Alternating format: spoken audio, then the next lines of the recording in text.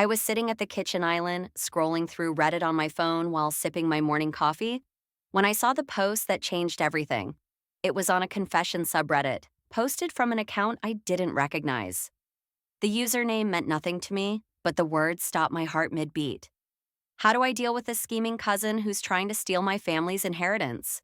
She lives with us, acts so sweet and helpful, but I know she's just waiting for my parents to die so she can take what's rightfully mine. She even looks through our financial documents when she thinks no one's watching. Should I confront her or just wait for her to expose herself? I read it 3 times. Then I looked up at the ceiling, toward the guest bedroom on the second floor where my cousin Clara had been living for the past 18 months. The post had been made at 2 in the morning. I glanced at the timestamp, then at the details sprinkled throughout the rambling paragraph. A cousin. Living together, parents who were too generous for their own good. A house in the suburbs with at least 6 bedrooms. We had 7. My hands went cold around my coffee mug. Because here's what Clara didn't know. I was the one who should have been writing that post. My name is Sophie Chen, and at 25, I'd already learned that the most dangerous people aren't the ones who announce their intentions. They're the ones who smile while sharpening their knives. Clara had moved in a year and a half ago when she'd gotten accepted to grad school at UCLA. My parents, in their typical generous fashion, had immediately offered her the guest suite. No rent, no strings attached. She was family, after all. My mom's niece, the daughter of her younger brother who'd never quite gotten his life together. Clara was beautiful in that effortless way that made people want to give her things. Glossy dark hair, wide brown eyes, a laugh that sounded like music. She was 24, brilliant, articulate, and had a gift for making everyone in a room feel like they were the most important person there. Except me. With me, she was different. Not hostile exactly, but there was always this edge, this subtle competition in everything she did. If I mentioned getting a promotion at work, she'd casually bring up her perfect GPA. If I wore a new dress, hers was somehow designer. If I talked about a trip I was planning, she'd already been there, done that, and had a better story. I'd noticed, but I'd written it off as typical cousin rivalry. We were close in age, both accomplished, both living under the same roof. Of course, there would be some friction, but now, staring at that Reddit post, I saw it all differently. The way she always found excuses to be in my father's study when he was going over paperwork. The questions she asked about the family business, framed as innocent curiosity but just a little too detailed, too persistent. The way she'd helped my mother reorganize the home office and somehow ended up knowing exactly where every important document was filed. I thought back to last month when I'd come home early and found Clara in the living room with her laptop, quickly closing tabs when she heard me come in. She'd smiled brightly and said she was just browsing apartments for after graduation. But her hands had been shaking slightly. Or 2 weeks ago, when my parents and I had been discussing their estate planning at dinner, and Clara had suddenly become very interested in the conversation, asking pointed questions about trusts and inheritance laws that seemed far too sophisticated for casual curiosity. I'd felt uneasy then, but I'd pushed it aside. Now, reading her paranoid fantasy about me being the scheming one, I understood. Clara actually believed she was going to inherit part of my family's wealth. She thought that by living here, by being helpful and charming, by making herself indispensable to my parents, she could somehow secure a piece of what my grandparents had built over 3 generations. She'd constructed an entire delusion where I was the villain standing between her and what she'd convinced herself she deserved. The audacity of it made me laugh out loud, a short, sharp sound that echoed in the empty kitchen. I wasn't angry, not yet. I was fascinated. Over the next 2 weeks, I watched Clara with new eyes. She was good. I had to give her that. She'd wake up early to make breakfast for my parents before they left for work. She'd volunteer to run errands, to pick up dry cleaning, to handle whatever small tasks needed doing. She'd sit with my mother in the evenings, asking about her day, laughing at my father's jokes, playing the role of the perfect houseguest. But I started noticing the other things too. The way she'd steer conversations toward family history, particularly stories about my grandparents' business success. How she'd casually mention friends whose parents had, unexpectedly, changed their wills to include extended family members. The Instagram posts she'd been making lately, carefully curated to show her as part of our family unit, tagging locations at our house, posting photos from our family dinners with captions like, "Blessed to have such an amazing second family." She was building a narrative, and the more I watched, the more I realized she actually believed it would work. Clara had convinced herself that she was practically a daughter to my parents, that her 18 months of good behavior had earned her a seat at the table when it came time to divvy up the estate. She'd looked at our house, our cars, our lifestyle, and decided that surely there was enough to share. What she didn't understand was that my parents already had a daughter. Me, I decided to test my theory. One evening, when it was just Clara and me at home, I casually mentioned that my parents were updating their will. Her head snapped up from her laptop. "Oh, is everything okay?" "Yeah, it's just routine stuff. They do it every few years." I kept my tone light, disinterested, making sure everything's clear about who gets what. "That makes sense." She was trying to sound casual, but I could see her pulse jumping in her throat. "I'm sure it's mostly business assets anyway, right? Boring legal stuff." "Some of that, yeah, but also the house, the investment properties, the trust funds." I watched her face carefully. My mom was saying they want to make sure there's no confusion, no potential for family disputes down the line. Clara's smile had frozen in place. Family disputes? You know how it is. Sometimes extended family members get ideas about what they're entitled to. I shrugged. My parents want everything clearly designated so there's no awkwardness later. Right. Of course. She was gripping her laptop so hard her knuckles had gone white. That's very responsible of them. I excused myself and went upstairs, but I could feel her eyes boring into my back. That night, she posted again on Reddit. Update: the scheming cousin is definitely making moves. She just made a point of telling me about her parents updating their will, basically threatening me. I've been nothing but helpful and kind to this family, and she's trying to turn them against me. How do I prove to them that she's the manipulative one? Not me? The comments were telling her to move out, that she was delusional, that she had no legal right to someone else's family wealth. She didn't listen. The breaking point came 3 weeks later, on a Saturday afternoon. My parents were at a charity gala, and I was working from home in the study when I heard Clara coming down the stairs. She'd been on the phone in her room, and her voice had been getting progressively louder. She found me at my father's desk, reviewing some contracts for my own job. "We need to talk." Her voice was tight, controlled. I looked up. "About?" "About what you've been doing." "I've been working." I gestured at the laptop in front of me. "Is there something specific you want to discuss?" She crossed her arms, standing in the doorway like she was blocking an escape route. "I know what you're doing, Sophie. I know you've been trying to poison your parents against me." "Poison them?" I leaned back in the chair, genuinely curious. "How would I do that?" "By making them think I have some kind of agenda, by suggesting I'm only here because I want something from them."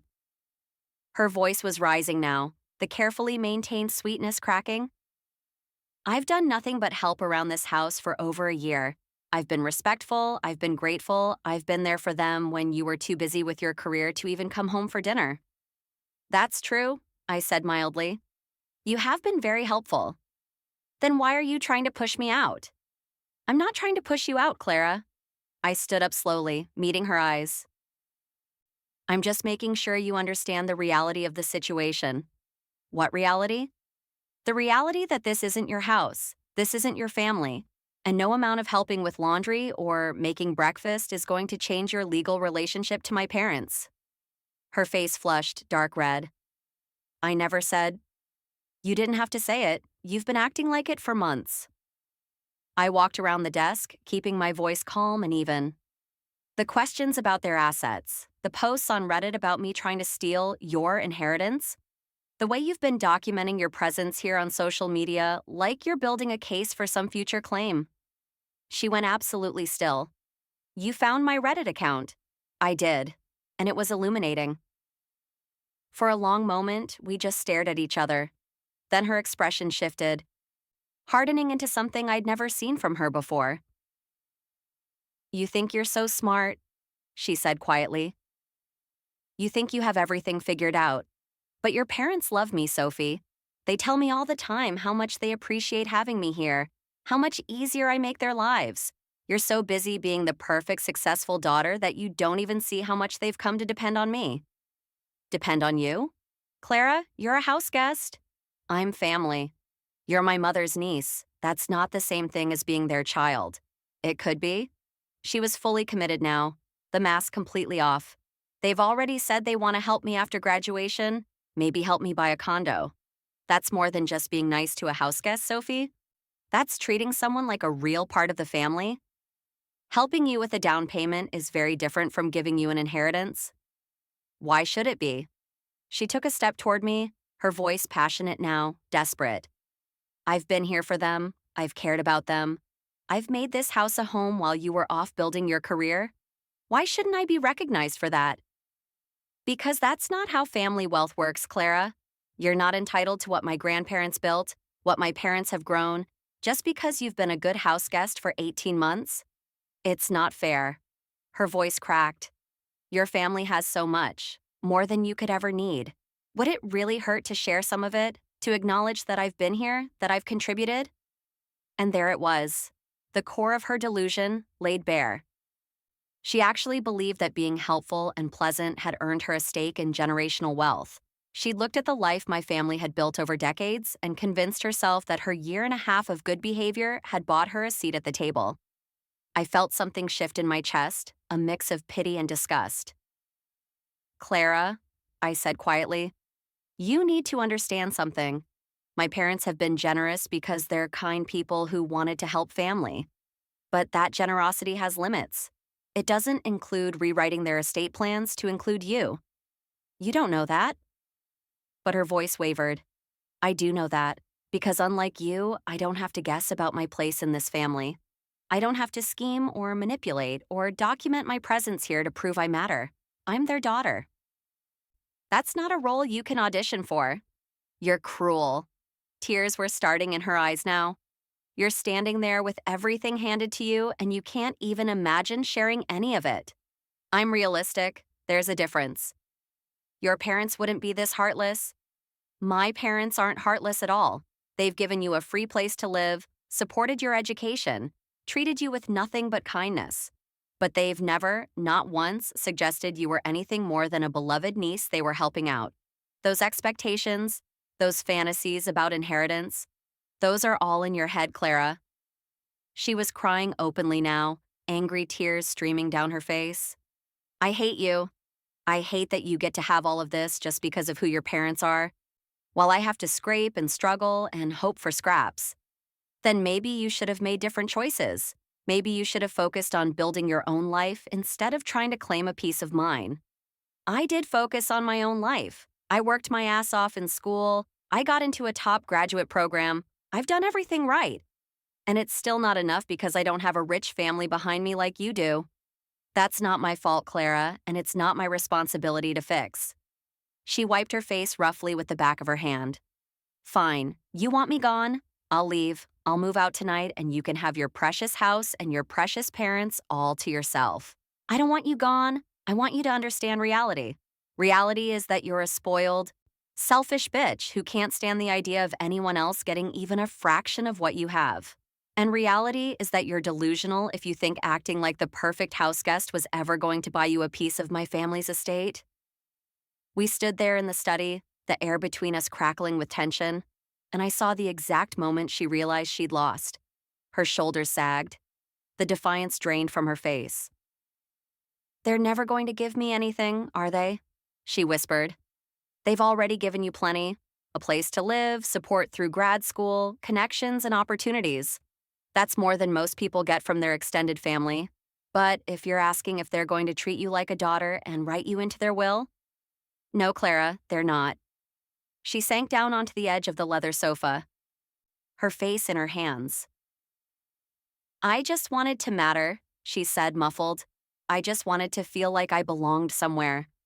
And despite everything, despite the scheming and the manipulation and the barely concealed contempt she'd shown me, I felt a flicker of sympathy. Because I understood suddenly what had driven her. Clara had grown up watching my family from the outside. She'd seen the big house, the nice cars, the security and comfort that came from generational wealth. She'd watched her own parents struggle while my parents thrived, and when they'd offered her a place to stay, she'd seen it as her chance to finally be part of something bigger, something better. She'd just completely misunderstood what that opportunity actually meant. "You do matter," I said quietly. "My parents care about you. They've been happy to help you. But you made the mistake of confusing kindness with obligation, generosity with entitlement." "I know." Her voice was small. "I know that now. Do you? Or are you just saying what I want to hear?" She looked up at me, her eyes red and swollen. "I really believed it, you know. I really thought if I just proved how valuable I could be, how much I could contribute, that they'd see me as more than just a niece they were helping out. I thought I could earn my way into being part of this family." "You are part of this family, just not in the way you wanted. That's not enough? Then you need to leave, not because I'm pushing you out, but because you can't heal from this delusion while you're living in the middle of it." She nodded slowly. "Yeah, you're probably right." But Clara didn't leave that night. She stayed in her room, and the next morning at breakfast, she was her usual charming self with my parents, giving no indication of the breakdown she'd had the day before. And I realized she wasn't done yet. She'd accepted that she couldn't make me believe her fantasy, but she still thought she could make my parents see it. She still thought there was a play to be made. So I made a decision. That evening, I asked my parents if we could all sit down together in the living room. I told them I needed to discuss something important about Clara. My mother looked worried immediately. "Is something wrong? Has she done something?" "Not exactly, but I think there's been a misunderstanding that we need to clear up." When everyone was settled, including Clara, who came down looking confused and wary, I pulled out my phone. "Clara," I said gently, "would you like to explain to my parents what you've been posting on Reddit? Or should I?" Her face went white. My father frowned. "What's this about?" "Clara has been making posts on social media about how she's worried I'm trying to prevent her from receiving her rightful inheritance from you two." I pulled up the screenshots I'd saved. "She's been documenting her time here, asking strangers for advice on how to secure what she sees as her share of the family wealth." "Clara?" My mother's voice was shocked. "Is this true?" Clara's mouth opened and closed. She looked at me with pure hatred. "You said we could handle this between us." "I said you needed to understand reality. You clearly still don't." I turned to my parents. "She's been under the impression that living here and being helpful would somehow earn her a place in your will. She's been going through documents in Dad's study, asking questions about family assets, and building what I think she believed was a case for why she deserves a portion of the inheritance." "That's not, I wasn't," Clara was standing now, panicking. "I would never, Sophie is twisting everything." "Am I?" I kept my voice calm. "Then explain the posts. Explain why you've been documenting every family dinner on Instagram with captions about being grateful for your second family. Explain why you asked Mom about trust fund structures last month." My mother looked stricken. "Clara, we've welcomed you into our home because you're family. We've never suggested—" "I know." Clara's voice cracked. "I know you didn't say anything specific. But the way you treated me, the way you included me in everything, I just thought—" She broke off, tears streaming down her face. "I thought maybe you saw me as more than just a niece you were helping. I thought maybe I could be more to you." My father's expression had gone from confused to cold. "More than our niece? Clara, Sophie is our daughter, our only child. There has never been any ambiguity about that." "But you have so much." The desperation in Clara's voice was painful to hear. "You have more than you could ever spend. I just thought if I proved how much I cared, how much I could contribute to this family, maybe there would be room for me too." "Room for you in what exactly?" My mother's voice was quiet, dangerous. "In our home? You've had that. In our family? You've always had that. In our will." "Clara, that was never on the table." "Why not?" Clara was crying openly now, ugly, desperate sobs. "Why can't you see that I've earned it? I've been here every day. I've helped with everything. I've been there for you." "Because you're not our daughter." My father's voice cut through her breakdown. "We've been generous because that's who we are. because we care about you and wanted to help you succeed. But generosity is not the same as obligation. You have no claim to what we've built. Uncle James, don't. He held up his hand. You've crossed a line, Clara. You've taken advantage of our kindness and turned it into something we never intended. You've made Sophie uncomfortable in her own home. You've violated our privacy and our trust. This can't continue. Clara turned to me, her face twisted with anger and anguish. This is what you wanted, isn't it? You wanted them to throw me out. You couldn't stand having to share any of their attention, any of their generosity. No, Clara, I said tiredly. This is what you did to yourself. You built a fantasy that was never real, and you convinced yourself it was my fault when reality didn't match up. I'm not your villain. I'm just the person who refused to pretend along with you. My mother stood up, her face composed but her voice shaking. Clara, I think it would be best if you found another place to stay. We'll give you 2 weeks to find something and move out. We'll cover your rent for the first 6 months somewhere else as our final gesture of family support. But after that, you need to build your own life on your own terms without expectations of anything more from us. Aunt Lisa, please. 2 weeks, Clara. I'm sorry. But this is how it has to be. Clara looked at each of us in turn, and I saw the moment she finally, truly understood that her delusion had cost her everything. Not the inheritance she'd never been promised, but the genuine relationship she could have had if she'd just accepted what was being freely offered instead of scheming for more. She left the room without another word. Clara moved out 12 days later, on a rainy Thursday morning. My parents were at work. It was just me, watching from the kitchen as she loaded boxes into a rental car. She'd barely spoken to any of us since that confrontation. She'd stayed in her room, ordered food delivery, avoided all family meals. I'd heard her crying sometimes late at night, but I hadn't gone to check on her. I wasn't sure what I would have said if I had. When the car was loaded, she came back in for one last sweep of her room. She found me in the kitchen, and we looked at each other across the island where I'd first read her Reddit post. I'm sorry, she said finally. For what, specifically? For all of it. For the scheming, for the assumptions, for making you uncomfortable in your own home. She swallowed hard. And for not seeing what was really being offered? Your parents were incredibly kind to me. I should have been grateful for that instead of wanting more. Yeah, you should have. For what it's worth, I do understand now. I understand that I can't earn my way into being someone's child. That's not how it works. I'm glad you figured it out. She picked up her last bag, headed for the door, then paused. You know what the worst part is? I actually liked living here. I liked your parents. I liked feeling like I was part of something stable and good. But I ruined it by trying to make it into something it wasn't. You did. Do you think they'll ever forgive me? I considered that. Maybe, eventually, but it'll never be what it was. She nodded, unsurprised. I guess that's what I deserve. After she left, I stood in the kitchen for a long time, looking around the house I'd grown up in. The house Clara had tried to claim as her own through sheer force of will and helpful behavior. I felt bad for her, I realized. Not bad enough to change anything, not bad enough to think my parents should have handled it differently, but bad enough to recognize that her delusion had come from a place of genuine pain, of feeling like she didn't have what others had and desperately wanting to bridge that gap. She'd just chosen the worst possible way to do it. My phone buzzed. A text from my mother. Is she gone? Yeah, I typed back. She's gone. How are you feeling? I thought about that. How did I feel? Relieved, primarily.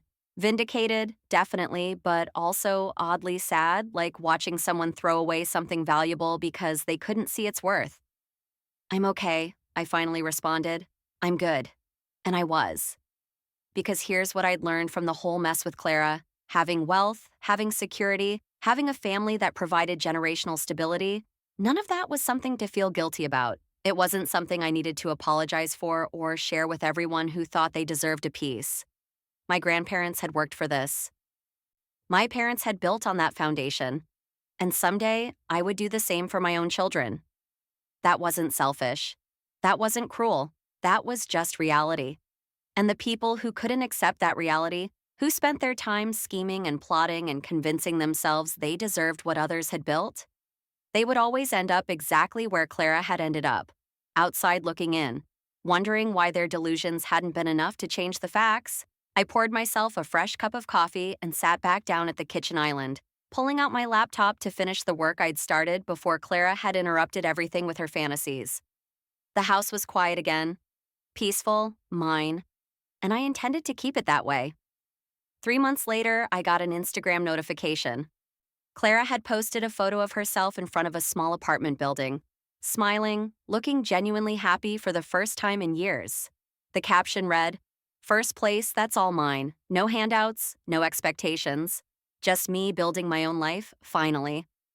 I stared at it for a long moment, then double tapped to like it. Maybe she'd learned something after all. Maybe we both had.